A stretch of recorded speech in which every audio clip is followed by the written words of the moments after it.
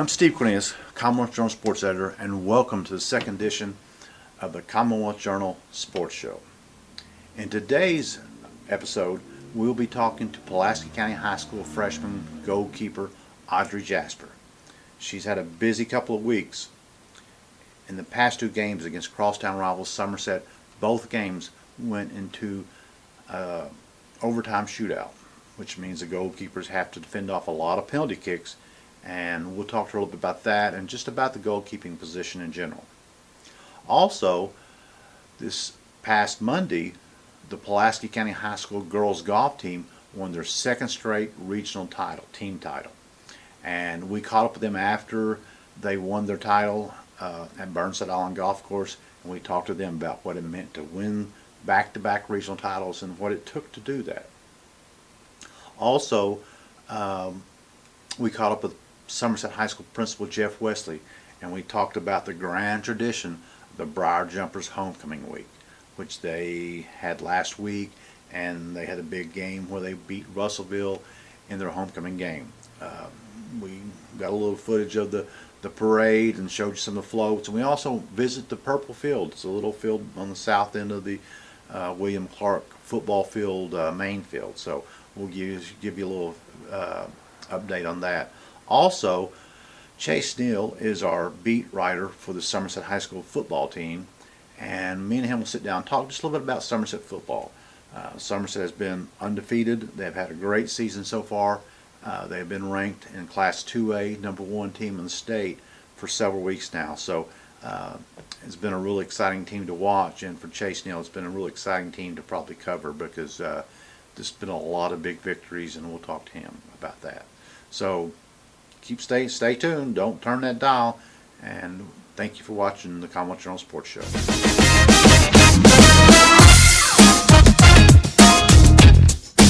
Okay, we're here with Audrey Jasper, keeper of the Pulaski County High School girls soccer team. Thank you for being here. This is sort of your office right here, right? Yeah, that's it. So what do you do? I mean, as far as a keeper, is this sort of you keep the balls out of here, right? Yes. How hard is that? It can be hard because it's a small goal. Can you touch the top crossbar? By jumping. Okay. So if one goes up, you probably could keep one above, right?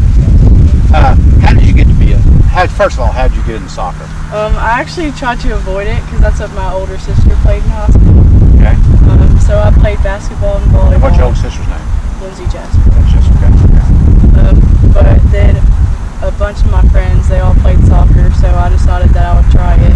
And keeper was the only position that I was interested in, so I tried out 7th grade year, and I made the team, and I was starting keeper then. So you've always been a keeper since you've been playing then? Yes. Have you ever scored a goal? No. Okay. Would you think it's more gratifying to score a goal than blocking a goal? Which I what you definitely do? think it's more important to block a goal, Okay. in my opinion. Why is that?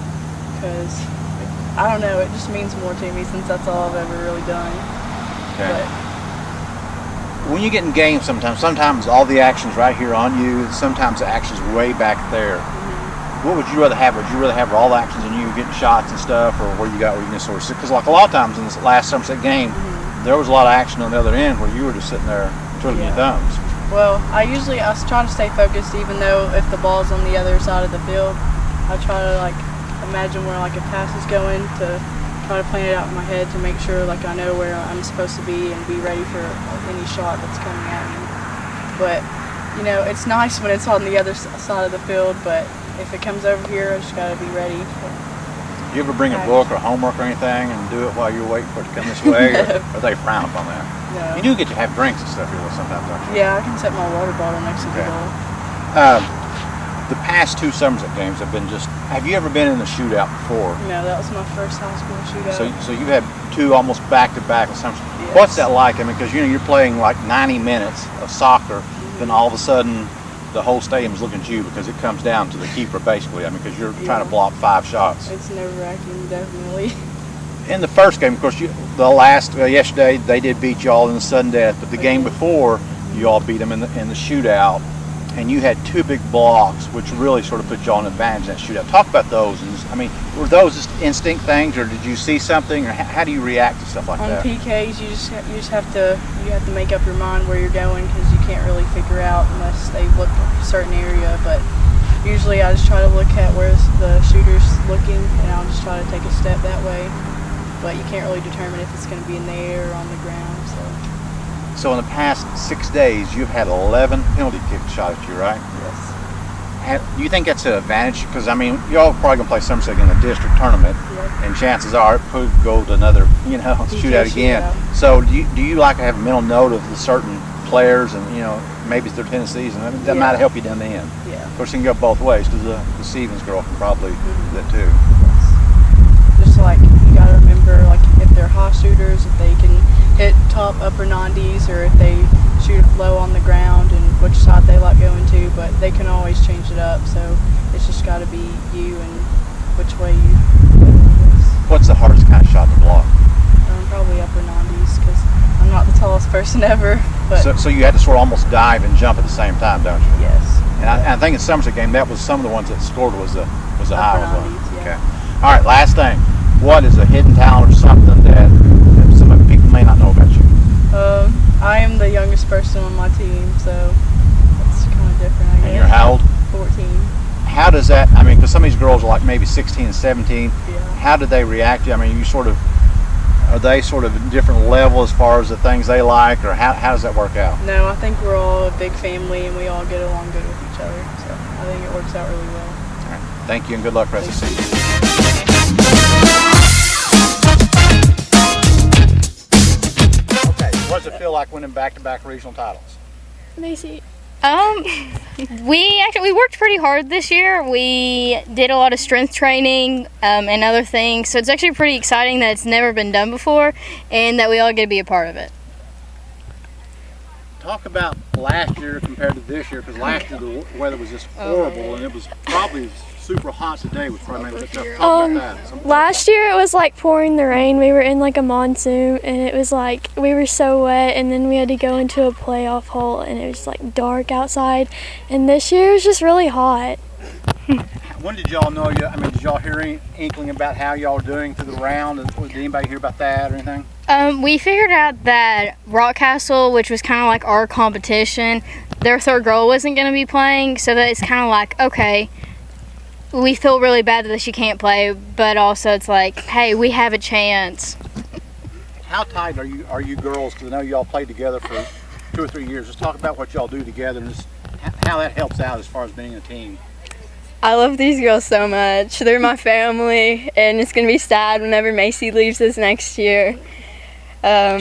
We've all worked really hard together, and We've we've accomplished a lot together. We've came a long way. Our first tournament with Coach A, he came up to us, and we were all done. We didn't think we did too good, and we were saying, "You guys won." None of us believed it. We thought it was a joke, but now we've won region 2 years in a row. Can anybody talk about any kind of experiences y'all had state tournament as far as things you did, whether it be in the hotel or just Played a lot of spicy Uno. Oh my word. the devil, right? Same The time. sand is the devil. We're really competitive. We in games and Yeah, Lauren. golf. The day before state. Valid point. We were playing Spicy Uno, and I refused to lose, and so it was red, and it was a 6, so I had to slap it, and so I was gonna win, and I won. That one picture was like, I don't know, And girls, early in the year, y'all won the Pulaski Invitational, and we did a little thing where we jumped up. So give everybody a demonstration of your victory jump. with the thing too? Do what? With the trophy too? Yeah. Okay, just Anytime y'all want to. Just 1, 2, 3, go. There you go.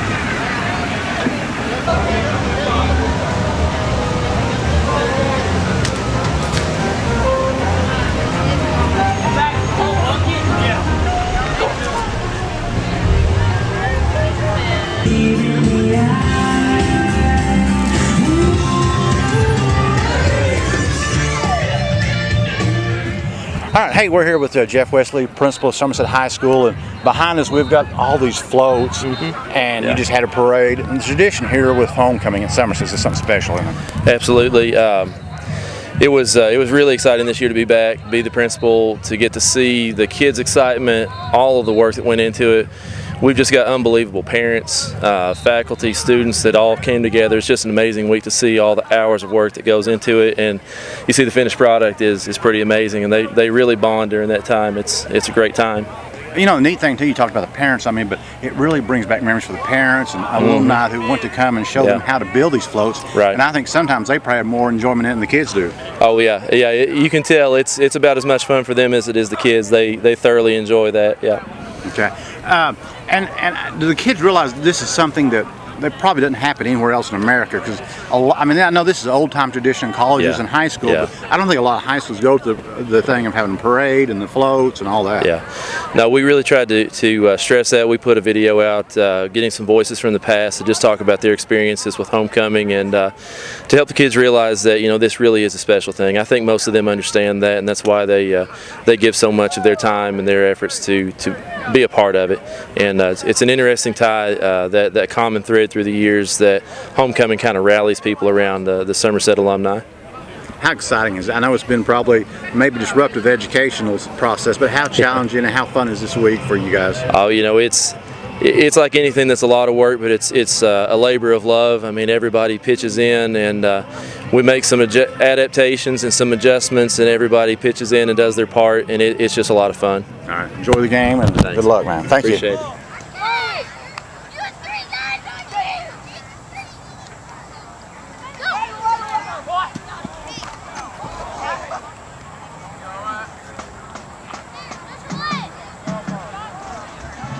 This is the famous purple football field where a lot of games go on. It's on the south end of the Somerset High School Briar Jumpers football field. And you can see behind me there's all kinds of kids here. It's about a 30-yard field, but the games on here are epic.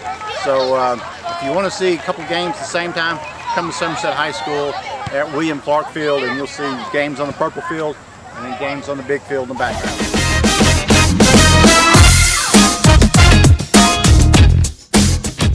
Hey, I'm here with Chase Neal, and Chase Neal is a beat writer for the Somerset High School football team, and this year it's been an exciting year for you. I mean, talk a little bit about Somerset and just the football team in general. Of course, this is a very explosive team this year. They got some big offensive players: Kai Sharon, Cade Grundy, Alex Miller, and they got a great defense just like last year. They're really getting the ball rolling. All of their wins have been by a huge amount of points. They're doing great this year. Now, early in the season, we talked about, we didn't really know we knew this was going to be good. Of course, last year they really came strong and about won the semi-state, but yes, we didn't really know how good they were. And then the Beechwood game, talk about that. I mean, that was a sort of a big boost for the program. The Beechwood game, it kind of started off a little rough. They had a turnover early on, and Beechwood took the opening kickoff back. So it looked like it was going to be a rough game. But after that, they regrouped, and they ended up taking a big win, 46 to 14 victory. It was a home game, so that made it a little bit better. But last year Beechwood was up on them 28-0, but it was like in the first quarter, yeah, or middle of the second quarter. Yeah, middle of the second quarter before it got delayed. So this year, obviously, they made a big improvement, and they handled it really well.